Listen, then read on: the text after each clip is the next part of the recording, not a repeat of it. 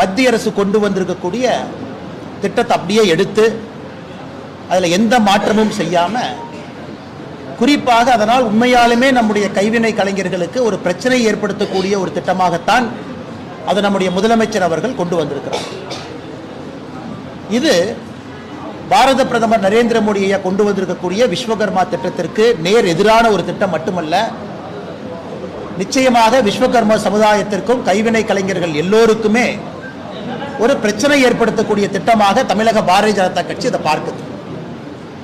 பிரதமர் அவர்கள் கொண்டு வந்திருக்கக்கூடிய விஸ்வகர்மா திட்டத்தில் 18 வயசுக்கு மேல் இருக்கக்கூடிய விஸ்வகர்மா சமுதாயத்தில் 5 சமுதாயமும் 13 இதர சமுதாயமும் 18 சமுதாயம், அவர்களுக்கு 18 வயசுக்கு மேல் இருக்கிறவங்களுக்கு 3 லட்சம் ரூபாய் வரை அவர்களுக்கு மானியம், வட்டியில்லா கடன், அவர்கள் தொழில் தொடங்குவதற்கான உபகரணங்கள், ட்ரைனிங்கான பயிற்சிக்கான செலவு எல்லாம் கூட அதில் இருக்கு.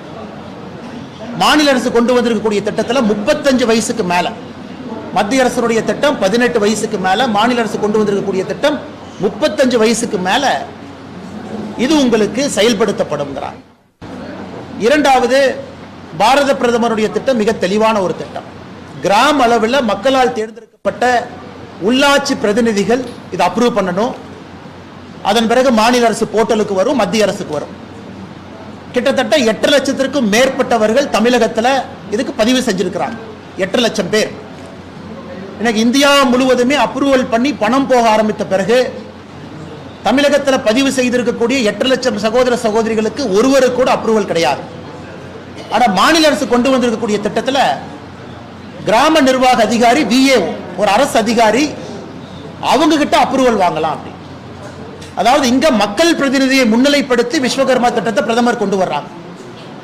ஆனா திமுகவினுடைய திட்டத்தில் அரசாங்க அதிகாரி முன்னிலைப்படுத்தி, இது மற்றும் ஒரு முறை திமுகவினுடைய கட்சிக்காரங்களுக்கு பணம் கொடுப்பதற்காக கொண்டு வந்திருக்கக்கூடிய ஒரு திட்டம் தான் கலைஞர் கைவினை திட்டம்.